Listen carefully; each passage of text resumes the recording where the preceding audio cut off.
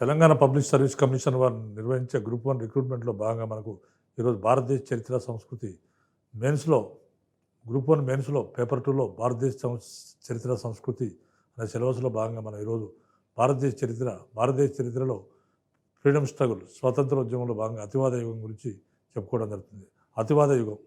అతివాద యుగము అనే మన స్వాతంత్రోద్యమంలో 3 యుగాలుగా చెప్పొచ్చు. ఇది అతివాద యుగం ఒక పార్ట్‌గా మనకు ఉంటుంది.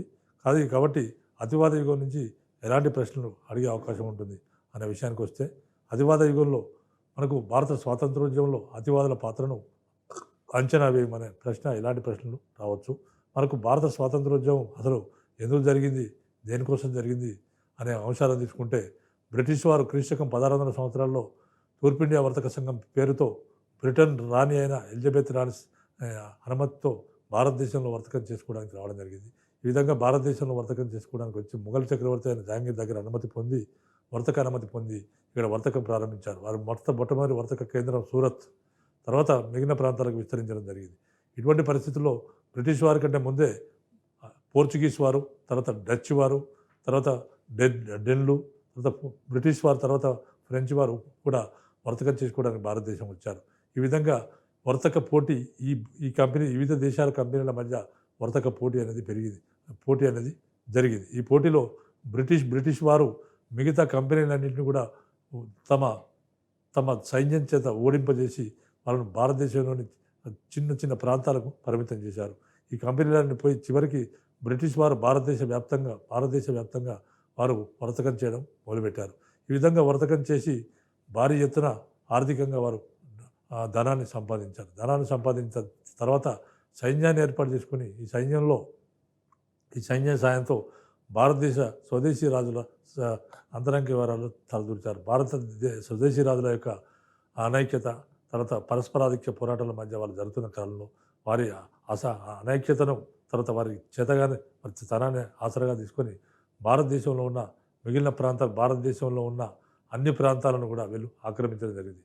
ముందు కర్ణాటక యుద్ధాలు చేశారు, దక్షిణ భారతదేశం కొన్ని ప్రాంతాలను ఆక్రమిస్తే, తర్వాత బెంగాల్ యుద్ధాలు చేసి, ప్లాసీ యుద్ధం చేసి బెంగాల్ నవాబైన సిరాజ్ ఉద్దాలను ఓడించారు.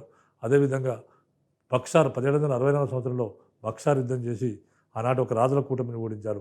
మొఘల్ చక్రవర్తి అయిన షా ఆలం కూడా వారి చేతిలో ఓడిపోయాడు. ఆ తర్వాత కాలంలో వీరు బీహార్, బెంగాల్, ఒరిస్సా ప్రాంతాలను ఆక్రమించారు. అదేవిధంగా మొఘల్ చక్రవర్తికి భరణం ఇచ్చి, పెన్షన్ ఇచ్చి, ఆయన దగ్గర నుంచి పెన్షన్ ఇచ్చి ఆయన రాజ్యాన్ని తీసుకొని ఆయనకు రిటైర్మెంట్ ఇవ్వడం జరిగింది మొఘల్ చక్రవర్తికి. అదేవిధంగా మైసూరు యుద్ధాలు చేసి ఆనాటి మైసూరు పాలకులైన హైదరాబాద్ని, టిప్పు సుల్తాన్ను ఓడించి మైసూరు యుద్ధాలు చేసి దక్షిణ భారతదేశాన్ని మొత్తాన్ని కూడా ఆక్రమించడం జరిగింది. తర్వాత మరాఠా యుద్ధాలు చేసి మహారాష్ట్ర, మధ్యప్రదేశ్ ప్రాంతాలను ఆక్రమించడం జరిగింది. అదేవిధంగా ఇంకా సిక్కు యుద్ధాలు చేసి ఉత్తర భారతదేశాన్ని మొత్తాన్ని కూడా ఆక్రమించడం జరిగింది. ఈ విధంగా అనేక యుద్ధాలు చేసి భారతదేశం మొత్తాన్ని ఆక్రమించడం జరిగింది. ఈ విధంగా భారతదేశాన్ని ఆక్రమించిన తర్వాత వారు స్వదేశీ సంస్థానాలు మాత్రం వారి సామంతత్వంలో ఉండేవి. మిగిలినవంతా బ్రిటిష్ ఇండియా కింద, భారతదేశం కింద, బ్రిటిష్ వారి కింద ఆధీనంలో ఉండేది. ఈ విధంగా మొత్తం భారతదేశం అంతా వారి కింద ఉండేది. ఈ విధంగా మొత్తం భారతదేశంలో వారి పరిపాలనా విధానాన్ని ప్రవేశపెట్టి వారి ఆర్థిక విధానాలను ఇక్కడ ప్రవేశపెట్టడం జరిగింది. అంటే వారి ఆర్థిక విధానాలంటే వారి దోపిడీ విధానాలు. ఎంతసేపు బ్రిటిష్ వారు ఆర్థికంగా భారతదేశాన్ని దోచుకుపోవడం ప్రారంభించారు. భారతదేశాన్ని బ్రిటన్కు ప్రపంచవ్యాప్తంగా అనేక వలస దేశాలు ఉన్నాయి. భారతదేశాన్ని కూడా ఈ విధంగా ఒక వలస దేశంగా తమకు అనుకూలంగా మలుచుకోవడం జరిగింది. భారతదేశ సంపదను మొత్తం బ్రిటన్ వారు తీసుకుపోయే క్రమాన్ని డ్రైన్ థియరీ, దాదాబాయి నౌరోజీ రచించిన డ్రైన్ థియరీలో సంపద స్రావ సిద్ధాంతం గురించి ఆయన వివరించడం జరిగింది. అదేవిధంగా మరి బ్రిటన్ వారి ఆర్థిక విధానాలు చాలా దారుణంగా ఉండేవి. మరి ఆర్థిక విధానాలకు అనుకూలంగానే భారతదేశంలో ఉన్న విధానాలు ఆ విధంగా ఉండేవి. వారు ముడి సరుకులను భారతదేశం నుంచి తీసుకుపోయి బ్రిటన్కు తీసుకుపోయేవారు. బ్రిటన్లో 18వ శతాబ్దంలో ఐరోపాలో పారిశ్రామిక విప్లవం వచ్చింది.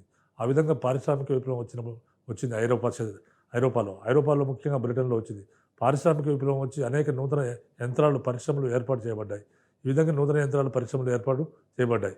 ఆ విధంగా ఏర్పాటు చేయబడ్డప్పుడు వాళ్ళు యంత్రాల మీద, పరిశ్రమల మీద, ఆధునిక యంత్రాల మీద, పరిశ్రమల మీద వాళ్ళు అనేక ఉత్పత్తులను సాధించడం మొదలుపెట్టారు. ఈ విధంగా వలస దేశాల నుంచి మనకు ముడి సరుకులను తీసుకుపోయేవారు. వలస దేశాల నుంచి ముడి సరుకులను తీసుకుపోయేవారు.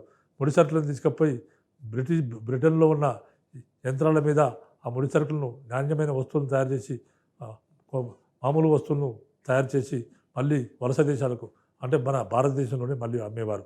ఈ విధంగా భారతదేశంలో ఉన్న మారుమూల ముడి సరుకులను తీసుకుపోవడానికి భారతదేశంలో కమ్యూనికేషన్ ఫెసిలిటీస్, రోడ్డు మార్గాలు, రైల్వే మార్గాలు ఏర్పాటు చేయడం జరిగింది. అదేవిధంగా తంతి తపాలా మార్గాలు ఏర్పాటు చేయబడింది. అంటే ఇవన్నీ కూడా భారతీయుల సౌకర్యార్థం వాళ్ళు వేయలేదు. కేవలము వాళ్ళ వస్తువులు వాళ్ళ ఈ ముడి సరుకులు భారత యొక్క బ్రిటన్కి పోవడానికి మాత్రమే ఇటువంటి సౌకర్యాలు వాళ్ళు చేసుకోవడం జరిగింది. ఈ విధంగా భారతదేశంలో అక్కడున్న వస్తువులు తీసుకొచ్చి ఇక్కడ అమ్మేవారు. తర్వాత వారి యంత్ర పరిశ్రమలతో పరిశ్రమలో తయారైన వస్తువులు చాలా చీప్గా ఉండేవి, ఆకర్షణీయంగా ఉండేవి. ఈ విధంగా యంత్ర పరిశ్రమల పైన తయారు చేయబడిన వస్తువుల పోటీకి భారతదేశంలో ఉన్న పరిశ్రమల్లో తయారైన వస్తువులు కానీ, తర్వాత కుటీర పరిశ్రమలు కానీ, హస్తకళలు కానీ తట్టుకోలేక వీళ్ళందరూ కూడా ఈ వివిధ వృత్తుల వాళ్ళందరూ కూడా తమ వృత్తిని కోల్పోయి వ్యవసాయ రంగంలోకి, తర్వాత పారిశ్రామిక రంగంలోకి వెళ్ళవలసిన అగత్యం ఏర్పడింది. అటువంటి పరిస్థితుల్లో వివిధ పరిశ్రమల వాళ్ళ బ్రిటిష్ పరిశ్రమల్లోకి వెళ్ళిన వారు వారికి జీతం తక్కువ, పని గంటలు ఎక్కువగా ఉండేది. అదేవిధంగా వ్యవసాయ రంగంలో పోయిన వారికి జీవితం చాలా దుర్భరంగా ఉండేది. వ్యవసాయ రంగంలోకి వెళ్ళిన వారికి బ్రిటిష్ వారి భూమి శిస్తు విధానాల వల్ల వారు అనేక రకాల బాధలు పడుతారు. అతివృష్టి, అనావృష్టి, తర్వాత కరువు కాటకాలు, నీటిపారుదల సౌకర్యాలకు లేకపోవడం, లక్షల సంఖ్యలో జనం చనిపోవడం, ఇటువంటి అవస్థలు పడుతుండేవారు. తర్వాత ఇవే కాకుండా ఇంకా మనకు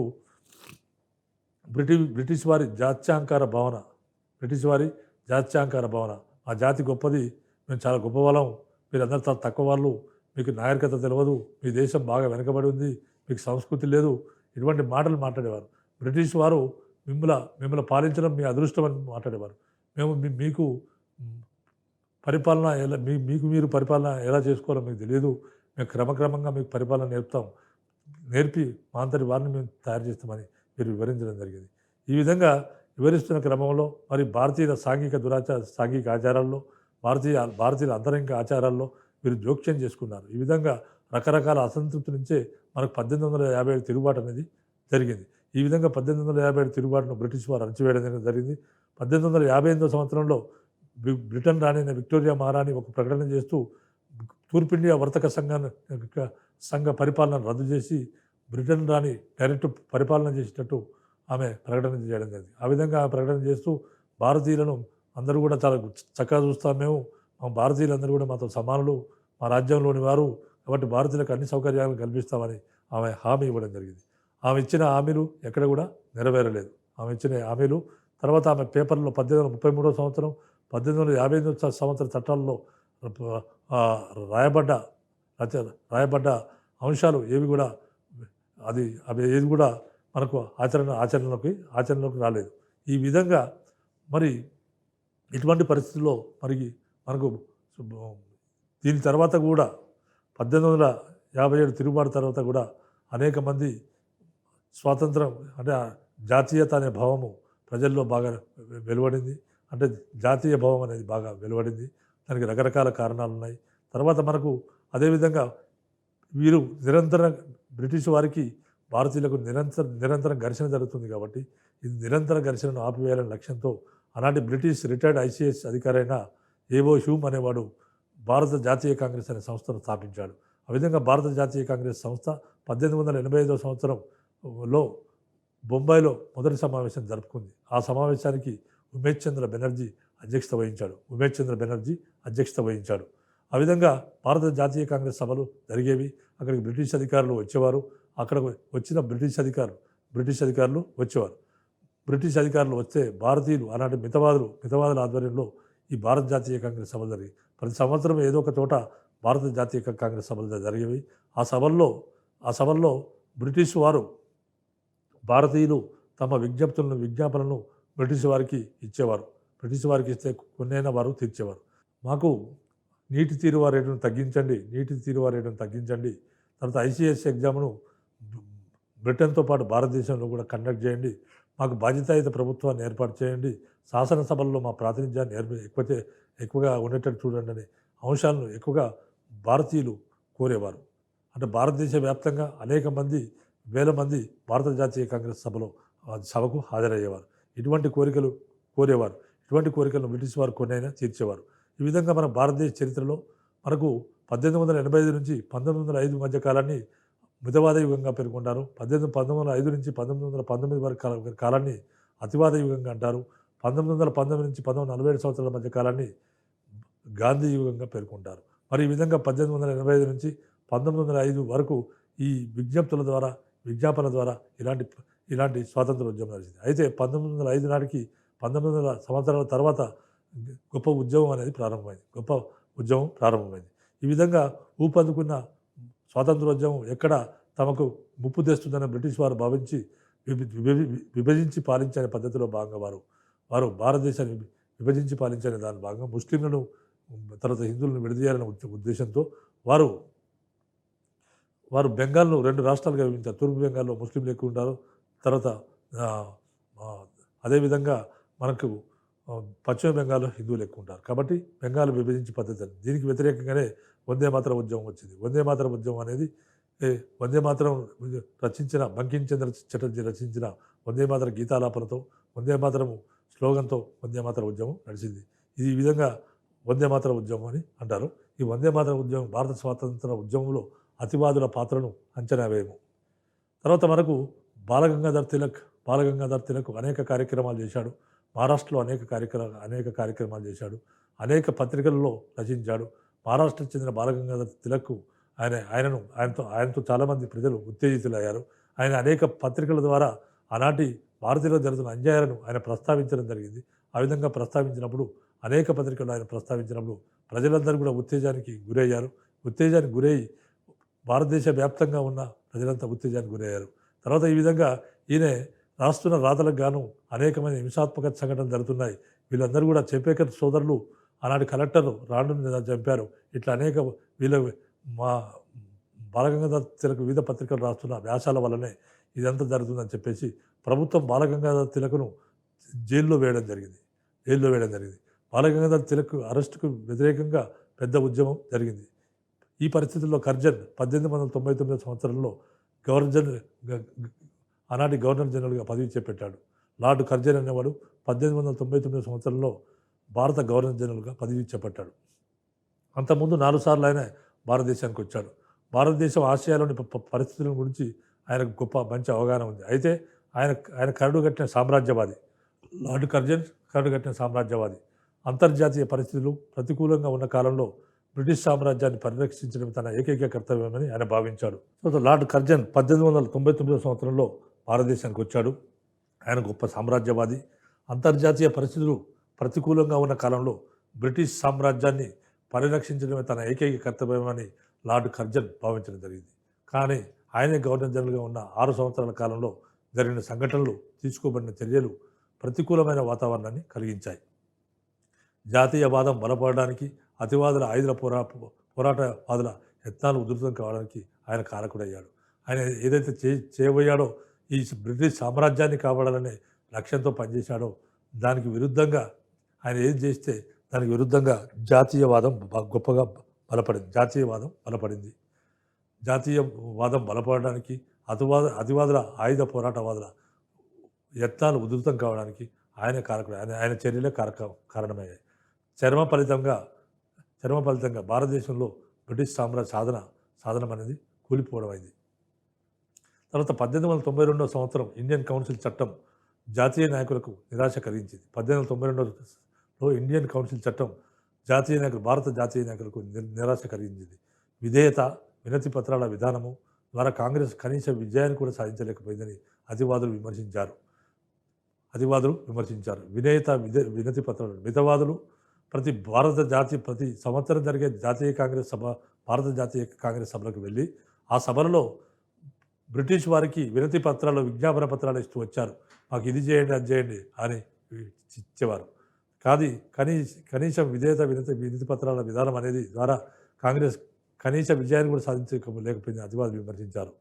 అయితే మనకు తిలక్ అన్నాడు, ఏమన్నాడంటే రాజకీయ హక్కులు అనేవి బ్రతిమాలితే రావు, రాజకీయ హక్కులు అనేవి బ్రతిమాలితే రావు. మీరు ప్రతి సంవత్సరము భారత జాతీయ కాంగ్రెస్ సభలో ఉండి మీరు కప్పల వల్ల బెకబెకలాడితే ప్రయోజనం ఏముంటుందని మా ఈ తిలక్ బాలగంగాధర్ తిలక్ అని అడగడం జరిగింది. మీకు మీకు వివిధ విజ్ఞాపన చేస్తే మీకు ఎలాంటి ప్రయోజనం ఉండదు. మీరు ప్రతి సంవత్సరం కప్పల వల్ల బెకబెకలాడితే మీకు వచ్చే ప్రయోజనం ఏముంది? మీకు రాజకీయ హక్కులు అనేవి బ్రతిమాలితే రావు, పోరాడి సాధించుకోవాల్సిందని తిలక్ వ్యాఖ్యానించడం జరిగింది. తర్వాత దాదాబాయి నవరోజీ, రమేష్ చంద్ర దత్ ఇలా రచనలు ప్రచారంలోకి వచ్చాయి. ఈ విధంగా దాదాబాయి నవరోజీ ఆయన డ్రైన్ థియరీ రాశారు. Dadabhai Naoroji the grand old man of India Dadabhai Naoroji మరియు రమేష్ చంద్ర దత్ అనే చరిత్రకారులు ఇద్దరు కూడా చాలా రచనలు చేశారు. వీరి రచనలన్నీ ప్రచారంలోకి వచ్చాయి. ఈ ప్రచారంలోకి రావడంతో బ్రిటిష్ వారి దోపిడీ పరిమాణాన్ని గురించి ప్రజలకు ఈ విషయాలన్నీ తెలిపినాయి. వీరి రచనల ద్వారా ప్రజలందరికీ బ్రిటిష్ వారు ఏ విధంగా దోపిడీ చేశారో తన డ్రైన్ థియరీలో దాదాబాయి నవరోజీ వివరించాడు. సంపద స్రావ సిద్ధాంతంలో ఆయన భారతీయ సంపద ఏ విధంగా తరలిపోతుంది, భారతీయ సంపదను ఏ విధంగా బ్రిటిష్ వారు దోచుకుపోతున్నారన్న విషయాలను Dadabhai Naoroji the grand old man of India తన పుస్తకాల ద్వారా తన డ్రైన్ థియరీలో వివరించింది. ఈ విధంగా ఎప్పుడైతే ఆయన రచనలు వచ్చాయో ఆ రచనల గురించి తెలుసుకున్న ప్రజలందరికీ తెలిసిపోయింది ఈ విధంగా బ్రిటిష్ వారు దోపిడీ చేస్తున్నారని. తర్వాత బ్రిటిష్ వారి ఆర్థిక ప్రయోజనాల పరిరక్షణ కోసం దేశ పరిశ్రమలు మూతపడే విధానం ప్రభుత్వం అవలంబిస్తుందని అనేది విదితమైంది. ఇక్కడ మరి బ్రిటిష్ వారి ఆర్థిక ప్రయోజనాల కోసం బ్రిటిష్ వారు తమ ఆర్థిక ప్రయోజనాలకు అనుగుణంగానే భారతదేశంలో మిగతా అంశాలను వారు ఏర్పాటు చేస్తారు.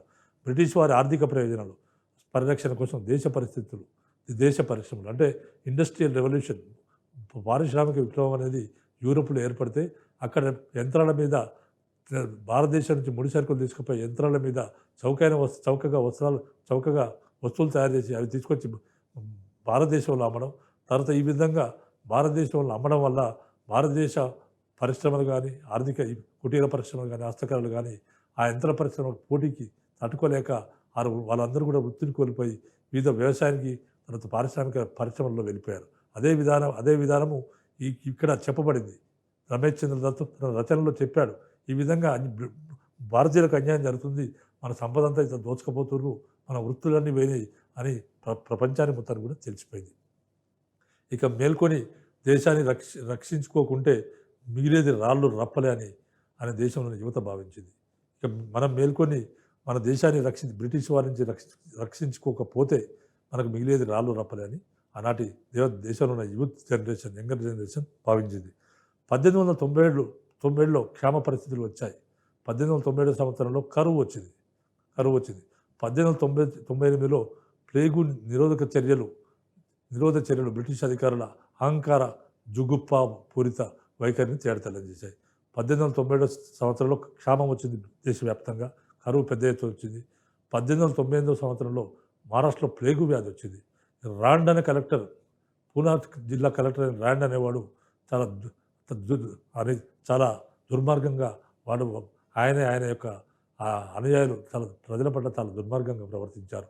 ఈ విధంగా ప్లేగు వ్యాధి నివారణ తీసుకుపోగా ప్లేగు కంటే దారుణమైన విధానంలో వాళ్ళు ప్రవర్తించారు. ఈ విధంగా ఈ ప్లేగు నిరోధక చర్యలు బ్రిటిష్ అధికారుల అహంకార జుగుప్ప పూరిత వైఖరిని తేడతెల్లం చేశాయి. దేశ ప్రజలు ఉపద్రవంలో అల్లాడుతుంటే విక్టోరియా రాణి వజ్రోత్సవ సంబరాలు చేసుకోవడం ఏంటి? మేము దేశ ప్రజలు ఒక పక్క కరువు, ఒక పక్క ప్లేగు ఇలా వచ్చి మేము అందరం చనిపోతుంటే విక్టోరియా రాణి ఆడంబరంగా వజ్రోత్సవ సంరంభాలు చేసుకోవడం ఏంటి? ప్రజాధనాన్ని దుర్వినియోగం చేయడం ఏంది? ప్రభుత్వ నిర్లక్ష్య వైఖరికి ఇది అద్దం పట్టిందని నాటి ప్రజలకు తెలిసిపోయింది. ఉన్నతోద్యోగాల్లో భారతీయ విద్యావంతులకు అవకాశం కలిగించకపోవడం, అంటే ఎంత చదువుకున్నా భారతీయులకు ఉన్నతోద్యోగాలు రావు. ఎందుకంటే ఉన్నతోద్యోగాలు అన్నీ కూడా బ్రిటిష్ జాతి వాళ్ళవే. ఎంత చదువుకున్నా ఉన్నతోద్యోగాలు, భారతీయులకు వచ్చే గుమస్తా ఉద్యోగాలు, కింది పని ఉద్యోగాలు. ఉన్నతోద్యోగాల్లో భారతీయ విద్యావంతులకు అవకాశం కలిగించకపోవడం, సివిల్ సర్వీస్ పరీక్షల సంస్కరణ చేయకపోవడం, అంటే సివిల్ సర్వీస్ పరీక్షలు అనేవి కేవలం ఇంగ్లాండ్లోనే నిర్వహించడం, భారతదేశంలో నిర్వహించకపోవడం, అది కాకుండా సివిల్ సర్వీస్ ఏజ్ను 21 సంవత్సరాలలో ఉన్న ఏజ్ను 19 సంవత్సరాలకు తగ్గించడం, ఎలిజిబిలిటీని. ఇవన్నీ ఏంటంటే భారతీయులకు ఎలాంటి సర్వీస్ రాకపోకుండా చేయడానికి. తర్వాత ఎవరైనా కష్టపడి సెలెక్ట్ అయినా కానీ వారు ఏదో ఒక వంకతోని ఆ సివిల్ సర్వీస్కి వెళ్లకుండా వీరు వీరు అడ్డుకునేవారు. తర్వాత ప్రజానీకాన్ని నివ్వెరపోయే ఈ అంశాలన్నీ కూడా ఒకటి కాదు, ఇవన్నీ అంశాలు ఆనాటి ప్రజలను నివ్వెరపోయేలా చేశాయి. బ్రిటిష్ పరిపాలన భగవత్ భగవత్ నిర్దేశం భారతదేశానికి స్వాతంత్రాన్ని ఇవ్వడం భగవదేచ్ఛకు విరుద్ధమని కర్జన్ ప్రకటన చేశాడు. ఏం చెప్పాడు మళ్ళీ కర్జను? బ్రిటిష్ పాలన అనేది భగవంతుని యొక్క నిర్దేశం. భగవంతుడు రాసిపెట్టిండు, మేము మిమ్మల్ని పరిపాలించాలని భగవంతుడు రాసిపెట్టిండు, అది భగవతేచ్ఛ, కాబట్టి అది జరుగుతుందని లార్డ్ కర్జన్ చెప్పడం జరిగింది. కాబట్టి భగవదేచ్ఛకు అది విరుద్ధము. బ్రిటిష్ పాలన అనేది భగవత్ నిర్దేశం, అంటే బ్రిటిష్ వాళ్ళు మిమ్మల్ని పాలించాలని భగవంతుని నిర్ణయం. భారతదేశానికి స్వాతంత్రాన్ని ఇవ్వడం భగవదేచ్ఛకు విరుద్ధం. అంటే భగవంతుడు మీకు స్వాతంత్రం ఇవ్వమని అంటలేడు. కేవలం భగవంతుడు మిమ్మల్ని మేము పాలించాలనేది భగవంతుడు నిర్ణయించింది. అది తర్వాత భగవంతుడు నిర్ణయించిండు, కానీ మిమ్మల్ని స్వాతంత్రం ఇవ్వడం అనేది భగవంతుని నిర్ణయానికి విరుద్ధమైనదని లార్డ్ కర్జన్ ఈ విధంగా ప్రకటన చేశాడు. అందులో ధ్వనించిన విధివాదము భారతీయులకు అతివాద మార్గానికి చేరువ చేసింది. అందులో ధ్వనించిన విధి అంటే భగవంతుడు ఆదేశించిన ఆ విధంగా ఈ విధి అనేది భారతీయులను అతివాద మార్గానికి, ఎవరైతే అతివాదులు ఉన్నారో అతివాద అంటే హింసావాద మాదానికి దగ్గర చేసింది. లార్డ్ కర్జన్ పదవీ కాలంలో రూపొందించిన కలకత్తా కార్పొరేషన్ చట్టం భారత యూనివర్సిటీల చట్టం ఆయా సంస్థల్లోని పాలక సభ్యులలో ప్రజాప్రతినిధుల సంఖ్యను తగ్గించి అధికారుల ప్రాబల్యాన్ని పెంచింది.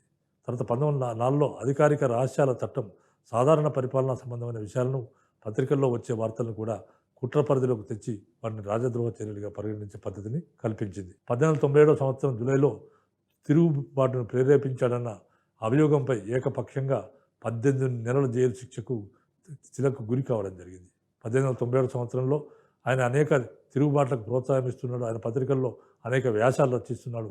కాబట్టి ఆయన నిర్బంధించి జైలుకు పంపించింది. ఆ విధంగా 18 నెలలు తిలక్ జైల్లో గడిపాడు. తర్వాత ఇంగ్లాండ్లోనూ భారతదేశంలోనూ వ్యక్తమైన నిరసనలతో ఈ విధంగా ఇంగ్లాండు తర్వాత భారతదేశంలో కూడా అనేక నిరసనలు వ్యక్తమైనాయి. ఈ విధంగా ఈయన జైల్లో వేసరికి దాంతో భయపడిన ప్రభుత్వం 6 నెలల ముందుగానే బాలగంగాధర తిలక్ను విడుదల చేయడం జరిగింది. దేశవ్యాప్తంగా ప్రజలు తిలక్ను అభిమానించి ఆయన నాయకత్వాన్ని ఆకాంక్షించారు. దేశవ్యాప్తంగా ప్రజలు తిలక్ను అభిమానించారు, ఆయన నాయకత్వాన్ని ఆకాంక్షించారు. తిలక్ ఆలోచన విధానంలోని విశిష్టత, తర్కబద్ధత రెండు సందర్భాలలో ఆయన విశ్లేషణలో అయినాయి.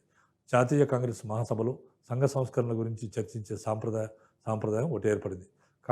జాతీయ కాంగ్రెస్ మహాసభలో సంఘ సంస్కరణల గురించి, సంఘాన్ని సంస్కరించాలనే దాని గురించి చర్చించే సాంప్రదాయం ఒకటి ఏర్పడింది.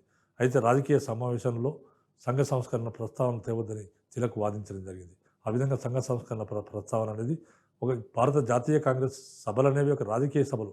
అలాంటి రాజకీయ సభల్లో సంఘ సంస్కరణ ప్రస్తావన లేవనెత్తవద్దని బాలగంగాధర తిలక్ వాదించడం జరిగింది.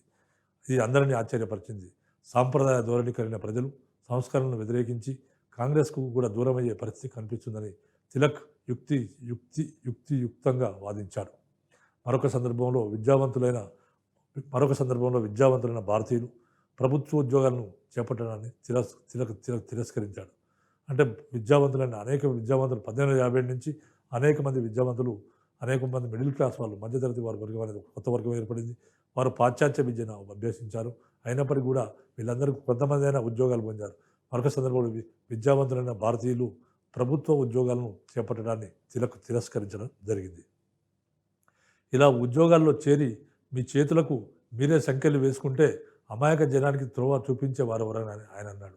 అంటే మీరు చదువుకున్నారు, మీకు పాశ్చాత్య విద్య చదువుకున్నారు, మీరు అంత మేధావులు, ఇలా మీరు ఉద్యోగాల్లో చేరి మీ ప్రభుత్వం చేతిలో పడిపోతే మీకు ఎలాంటి అంటే మీరు ఉద్యోగాల్లో చేరి మీ చేతులకు మీరే సంఖ్యలు వేసుకుంటే అమాయక జనానికి త్రోవ చూపించేవారు ఎవరని ఆయన ప్రశ్నించాడు. ప్రభుత్వం తిలకును హింసావాదిగా ముద్రిస్తే మితవాదులు కూడా అదే ధోరణి చూపి ఆయనతో కలిసి పనిచేయడానికి అయిష్టత చూపించడం జరిగింది. 1899 సంవత్సరంలో లక్నో కాంగ్రెస్ మహాసభలో బొంబాయి రాష్ట్ర గవర్నర్ అయిన షాండ్ హర్ష్ అనేవాడు ప్రభుత్వం క్షామ నివారణ, ప్లేగు నిరోధక చర్యల్లో చూపిన నిర్లక్ష్య ధోరణి గురించి, అధికారుల రాక్షస ప్రవృత్తిని గురించి విమర్శిస్తూ ఒక తీర్మానం పోయాడు. తిలక్ ప్రెసిడెన్సీ రాష్ట్రం చెందిన విషయాన్ని అఖిల భారత మహాసభలో తీర్మానం ప్రవేశపెట్టకూడదని ఒక సభ్యుడు అభ్యంతరం చెప్పడం జరిగింది. తిలక్ తన పట్టు వీడకపోవడంతో అధ్యక్షుడు సభ నుంచి వెళ్ళిపోతానని బెదిరించి పట్టు నెగ్గించుకున్నాడు. 1900 సంవత్సరంలో ముంబై రాష్ట్ర కాంగ్రెస్ సభలో తీర్మానం పెట్టబోయాడు.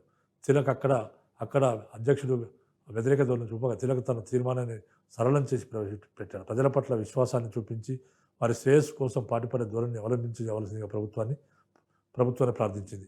సభ అటు భారతీయులపై అహంకార ధోరణిలో బ్రిటిష్ జాతీయులు దురాఘాతాలు చేస్తూనే పోయారు. ప్రజానీకం ప్రతిఘటించబడింది. కాన్పూర్లో ప్లేగు నివారణ శిబిరంపై దాడి చేసి 5 పోలీసులను స్థానికులు చంపేశారు. 54 సందర్భాల్లో బ్రిటిష్ జాతీయ సైనికులపై దేశీయులు దాడి చేస్తే 200 సంవత్సరాల్లో బ్రిటిష్ జాతీయులు భారతీయులపై దాడి చేశారు. పంకాలు లాగేవారిని, చాకలి సేవలు చేసేవారిని బ్రిటిష్ జాతీయులు హింసించారు. 1899 నాటికి ఒక ఉదంతంలో నర్సింగ్ అనే పోలీసు జిల్లా ఇంజనీర్ గారికి వెట్టి చాకరీ చేయడానికి నిరాకరించగా పోలీస్ సూపరింటెండెంట్ నర్సింగ్ను చావబాదాడు. విషయం కోర్టుకు పోగా న్యాయమూర్తి ఒత్తిడి తెచ్చి నర్సింగ్ను 2 నెలల జైలు శిక్షకు గురి చేశాడు.